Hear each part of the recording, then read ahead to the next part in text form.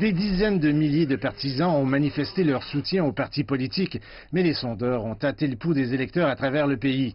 L'Institut des relations raciales a publié ses prévisions après avoir sondé 2000 électeurs la semaine dernière. Nous avons mis l'ANC à 54% avec un taux de participation inférieur.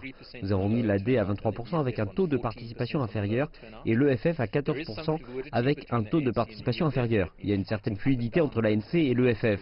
Ils se sont affrontés un peu au cours de la semaine, mais ceci semble être le genre de groupe qu'ils ciblent.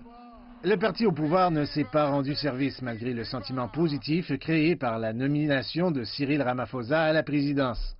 L'idée de Cyril Ramaphosa et cette idée d'espoir et de renouveau qu'il apporte à l'ANC et à l'électorat sont fondées sur deux valeurs fondamentales.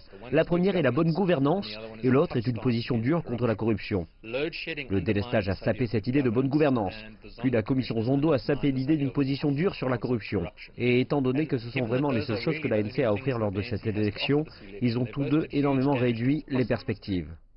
Les économistes s'inquiètent de la façon dont les électeurs voteront, compte tenu des dégâts causés.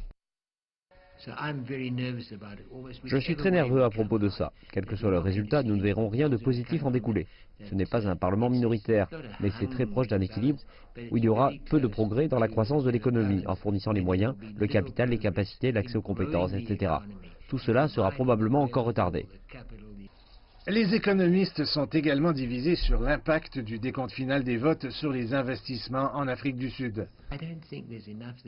Je ne pense pas qu'il y en ait assez pour encourager les capitalistes du monde à dire oui, nous vous soutiendrons. Je pense qu'ils ont plus de chances de dire que nous verrons comment les choses vont se passer et les progrès seront très lents. Les sondages politiques ne sont pas une science exacte et les implications économiques de la manière dont les votes seront déterminés seront décidées les 9 et 10 mai.